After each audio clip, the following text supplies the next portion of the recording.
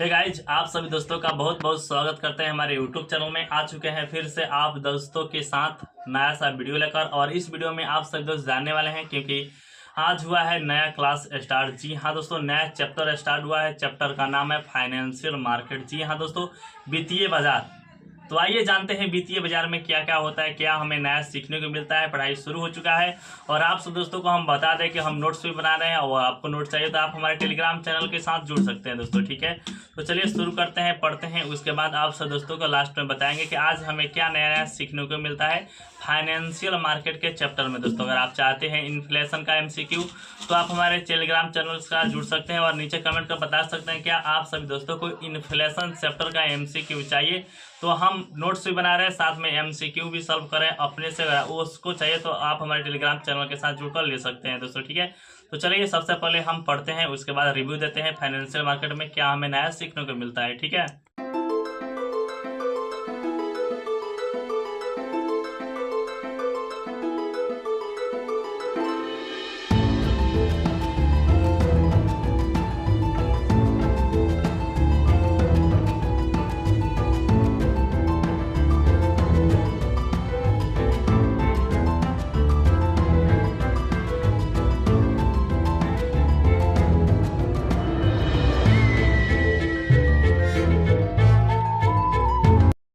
चलिए दोस्तों, जैसा कि हमने आप सभी दोस्तों को बताया था कि हम फाइनेंशियल मार्केट का क्लास कर रहे थे, तो हमारा क्लास समाप्त हो चुका है।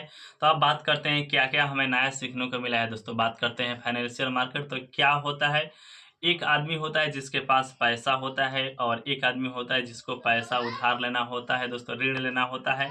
जहाँ यह दोनों आदमी मिल जाते हैं उसी को कहते हैं फाइनेंशियल मार्केट। जहाँ दो पक्षों का मिलन होता है उसी को कहते हैं फाइनेंशियल मार्केट। तो आइए जानते हैं फाइनेंशियल मार्केट में कौन कौन से पक्ष शामिल होते हैं, उसके बाद बताएंगे फाइनेंशियल मार्केट कितने प्रकार का होता है दोस्तों। ठीक है, तो फाइनेंशियल मार्केट का पक्ष की बात की जाए तो इसमें शामिल हो सरकार, आरबीआई, सेबी, जो बड़े बड़े निगम होते हैं 8-10 होते हैं, ये सभी शामिल होते हैं इसमें पक्ष। फाइनेंशियल मार्केट कितने प्रकार का होता है तो आइए जानते हैं। एक होता है वित्तीय नियम के आधार पर, जिसमें होता है संगठित और असंगठित क्षेत्र दोस्तों। ठीक है, संगठित क्षेत्र क्या होता है, जिसमें नियम और कानून लागू होते हैं उसे संगठित क्षेत्र कहते हैं।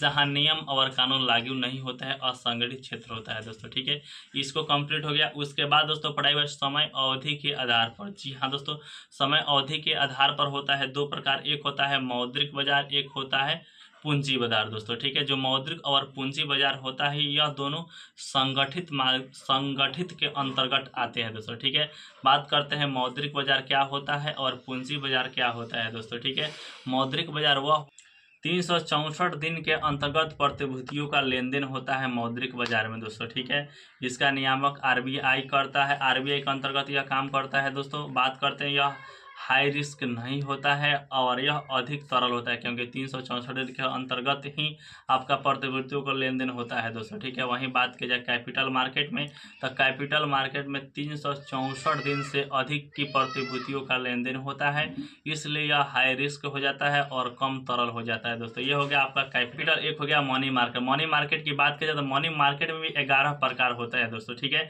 जिसमें आता है call money, notice money, term money, commercial paper, treasury bill, ऐसे ऐसे लमसम 11 प्रकार लिखाया गया है वह होता है दोस्तों। ठीक है, अब बात कर लेते हैं तीसरा होता है दावे की प्रकृति के आधार पर दोस्तों। ठीक है, एक होता है एक्सचेंज, एक होता है शेयर दोस्तों। ठीक है, इक्विटी मार्केट यह क्या होता है, तो इसमें कंपनी के शेयर लोग खरीद लेते हैं दोस्तों। ठीक है, इसमें कंपनी के शेयर लोग अंश खरीद लेते हैं जिससे वो मालिकाना हक ले लेते हैं। एक होता है ऋण लेते हैं दोस्तों। तो ऋण में क्या होता है कि मान लीजिए किसी को पैसे की जरूरत है तो वो ऋण लेगा, लोन लेगा और उसका ब्याज दे देगा, तो वह हो जाएगा लोन मार्केट दोस्तों। यह होता है दावे की प्रकृति के आधार पर। एक होता है संगठनात्मक संरचना के आधार पर, तो इसके आधार पर भी दो प्रकार बनाए गए हैं।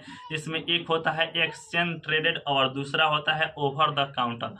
ओवर द काउंटर क्या होता है, इसमें एक टेबल पर बैठकर जिसको पैसा लेना है और जिसको पैसा देना है एक रूम में बैठकर अपने में डिस्कस कर लेते हैं, इसको ही कहते हैं ओवर द काउंटर। दूसरा होता है दोस्तों एक्सचेंज ट्रेड। यह क्या होता है, तो यह होता है दोस्तों यह दोनों रहते ही हैं, साथ में एक और तीसरा व्यक्ति आ जाता है जिसमें प्रूफ होता है, इसे कहते हैं एक्सचेंज ट्रेडर दोस्तों। ठीक है, एक और होता है प्रकार वित्तीय बाजार का, तो उसका होता है निपटान के आधार पर दोस्तों, ठीक है, निपटान के आधार पर यह कहता है बेस ऑन सेटलमेंट।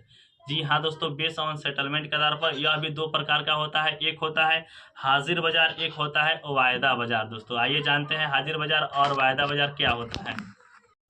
हाजिर बाजार की बात किया जाए तो हाजिर बाजार वह बाजार होता है कि आप पैसे लिए मार्केट में गए और सामान लेकर चले, ऑन द स्पॉट सामान मिल जाता है, वह होता है हाजिर बाजार। दोस्तों बात किया जाए वायदा बाजार, वायदा बाजार क्या होता है तो आप बात कर लिए आज और पैसा कुछ दे दिया और बाद में सामान मिला, तो वह होता है आपका वायदा बाजार दोस्तों, ठीक है। यहाँ तक कंप्लीट पढ़ाई हुआ है। और उसके बाद दोस्तों जो मनी मार्केट होता है और कैपिटल मार्केट, तो मनी मार्केट जो जितने भी इंस्ट्रूमेंट होते हैं इसके बारे में लिखाया गया, और उसी में एक होता है कमर्शियल पेपर, तो इसको बताया गया है दोस्तों। आइए थोड़ा इस पर भी हम नजर डाल लेते हैं दोस्तों, ठीक है। तो आइए जानते हैं मनी मार्केट के उपकरण। मनी मार्केट के 11 उपकरण को लिखाया गया है दोस्तों। तो एक होता है वाणिज्य प्रपत्र यानी कि कमर्शियल पेपर, एक होता है ट्रेजरी बिल, एक होता है कैश मैनेजमेंट बिल, एक होता है ऑर्थोपाई अग्रिम दोस्तों, एक होता है नोटिस मनी, एक होता है टर्म मनी, एक होता है दोस्तों कॉल मनी, एक होता है विनिमय का बिल दोस्तों, एक होता है सर्टिफिकेट ऑफ डिपॉजिट, एक होता है रीपर्चेज एग्रीमेंट दोस्तों, ठीक है। तो यहाँ तो दोस्तों 11 प्रकार हो गया दोस्तों मनी मार्केट का। वहीं बात की जाए कैपिटल मार्केट के कितने इंस्ट्रूमेंट होते हैं यानी कि उपकरण कौन कौन होते हैं, तो होता है दोस्तों एक होता है शेयर्स यानी कि हिंदी में कहते हैं अंशफंड, एक होता है बॉन्ड, इसको कहते हैं बॉन्डे ही दोस्तों, एक होता है म्यूचुअल फंड, 3 प्रकार हो गया, चौथा होता है डेरिवेटिव्स जिसको कहते हैं व्युत्पन्न, और एक होता है डिवेंचर जिसे कहते हैं दोस्तों ऋण पत्र दोस्तों। ये 5 प्रकार हो गया आपका कैपिटल मार्केट का। तो यहाँ तक कंप्लीट पढ़ाई हो चुका है। और एक और थोड़ा सा बात हुआ है कमर्शियल पेपर क्या होता है, कौन जारी करता है, कौन इन्वेस्ट करता है, कितने के दिनों के लिए जारी होता है, और कितना पैसा इसमें लगता है दोस्तों, कितने के गुणांक में जारी होता है दोस्तों। तो इस प्रकार से कंप्लीट आज के क्लास में हमें जानकारी मिला है दोस्तों। ऐसा ही वीडियो देखने के लिए आप हमारे चैनल को सब्सक्राइब कर सकते हैं। देखते हैं कल हमें क्या नया पढ़ने को या सीखने को मिलता है, और तो उसको हम बताएंगे ही। तो आप हमारे चैनल को सब्सक्राइब जरूर से जरूर कर लीजिए दोस्तों, ठीक है।